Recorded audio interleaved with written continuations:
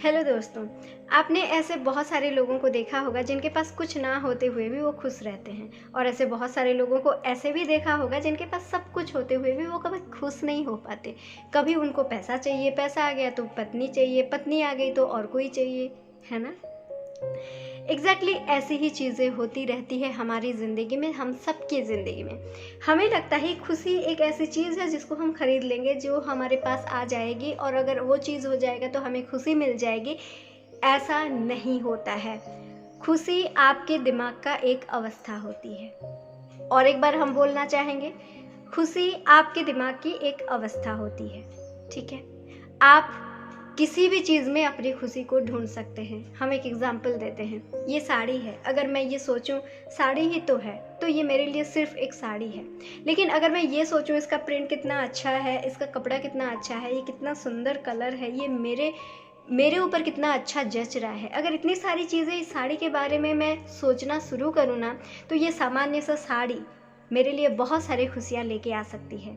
जिस भी टाइम मैं इस साड़ी को देखूंगी मुझे देखने से अच्छा लगेगा, क्योंकि मैंने ही सोच रखा है, इस साड़ी के बारे में स्क्रिप्ट बना रखा है ना।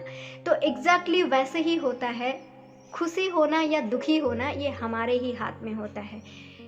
हम अगर अपने आंचलिक भाषा में बोले ना, तो यहाँ पर बोला जाता है कि लोग जो हैं 3 टाइप के दुखी होते हैं।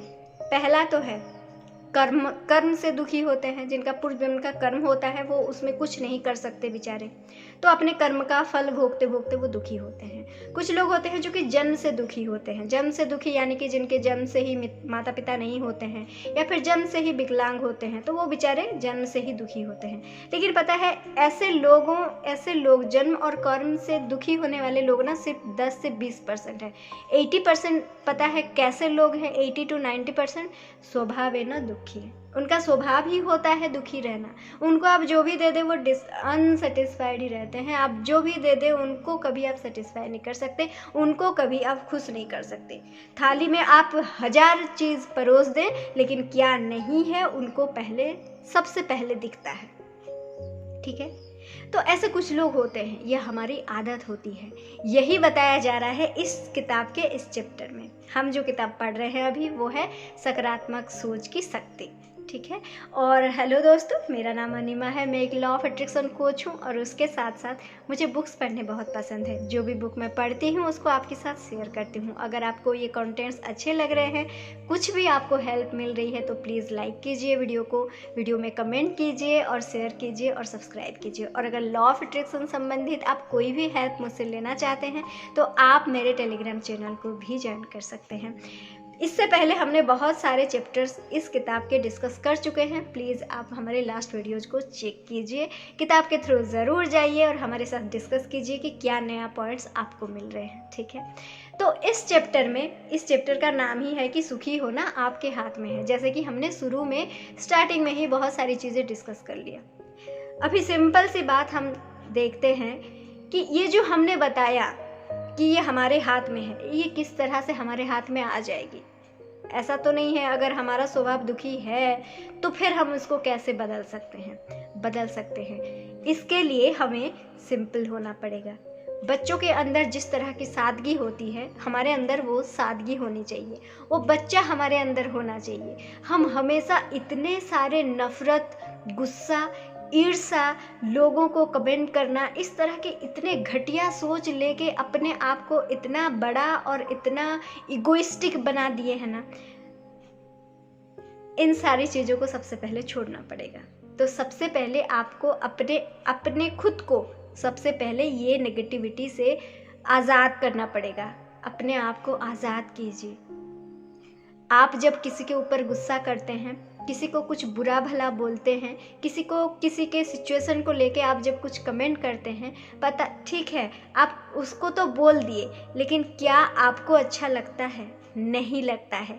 हो सकता है आपके मन को थोड़ी देर के लिए संतुष्टि मिले, लेकिन कहीं ना कहीं आगे चल के वही चीज़ आपको गिल्ट भी फील कराएगी। आप कभी सही से नहीं रह पाएंगे, क्योंकि हम सब एक इटर्नल बीइंग है, हम सब एक स्पिरिचुअल बीइंग है ना। तो हमारे अंदर एक पावरफुल, एक डिवाइन सोल का एक पार्ट ऑलरेडी है। तो जो भी नेगेटिव चीज़ें हम दूसरों को देना चाहते हैं, दूसरों के ऊपर गुस्सा करते हैं, घृणा करते हैं, ईर्ष्या करते हैं, तो खुद ब खुद वो दुख को हम खुद ही बुलाते हैं। इसीलिए सबसे पहले अपने आप को ये सारी नेगेटिविटी से आज़ाद कर दीजिए, अपने आप को हल्का बना दीजिए, बच्चों की तरह सादगी अपने अंदर लाइए। और जो भी चीज़ें हैं, जो भी सिंपल चीज़ें हैं, उनके बारे में 2 मिनट सोचने की कोशिश कीजिए। किसी एक चीज़ के बारे में 2 मिनट अच्छी बातें सोचने की कोशिश कीजिए। और ये कोशिश करते करते ना धीरे धीरे आपको आपकी आदत बन जाएगी कि हर चीज़ में आपको कुछ ना कुछ पॉजिटिव दिखने लगेंगे। धीरे धीरे वही पॉजिटिविटी बढ़ते बढ़ते कुछ आदतें आपके अंदर ऐसे डल जाएगी कि आपको बाद में चल के ढूंढना ही नहीं पड़ेगा कि चीज़ में क्या पॉजिटिविटी है, वो आपको अपने आप दिखने लग जाएगा। तो सबसे पहले अपने आप को खाली करें। दूसरा स्टेप ये है कि हर वो चीज़ में छोटी छोटी पॉजिटिविटी को देखें। तीसरी चीज़ है, जो भी छोटी छोटी अचीवमेंट आप करते हैं ना, उनको लेके सेटिस्फाइड होइए, उनको सेलिब्रेट कीजिए, अपने आप को अप्रिसिएट कीजिए, अपने आप के साथ दीजिए। देखिए, दुनिया में सताने वाले लोग बहुत हैं, पूरी दुनिया आपको सताएगी, तो कौन आपका साथ देगा? सबसे बड़ी साथी कौन है मेरा पता है, वो है मैं खुद। और अगर ना आप दुश्मन भी हैं खुद के, तो सबसे बड़े दुश्मन आप ही हैं। और अगर दोस्त हैं तो सबसे बड़े दोस्त आप खुद के ही हैं। इसलिए खुद के साथ बिल्कुल भी इनजस्टिस मत कीजिए, खुद को संभालिए, खुद को खाली रखिए, सिंपल रखिए, बिल्कुल कम्प्लेक्सिटी ना लीजिए। और छोटी छोटी बातों पे पॉजिटिविटी को देखने की कोशिश कीजिए। और जब आप पॉजिटिविटी देख लेते हैं, उस अचीवमेंट को आप धीरे धीरे उस अचीवमेंट को एंजॉय कीजिए। That's it. ये सिंपल स्टेप्स अगर आप फॉलो करते हैं ना, तो खुशी आपकी मुट्ठी में रहेंगी यार। सुखी रहना, खुश रहना, शांत रहना, ये हमारा जन्मगत अधिकार है, जन्मसिद्ध अधिकार है। और सिर्फ अधिकार नहीं है, हम एक डिवाइन हैप्पी बीइंग हैं ऑलरेडी। हम एक पीसफुल, हैप्पी, जॉयफुल बीइंग है। ये हमारा ट्रू नेचर है, ठीक है। तो अपने ट्रू नेचर में हमेशा रहिए, और वो आप ही के हाथ में है। आप अगर थोड़ा सा ध्यान देंगे, आप अगर अपने अंदर खुशी को ढूंढने की कोशिश करेंगे, तो ही वो मिल जाएगी।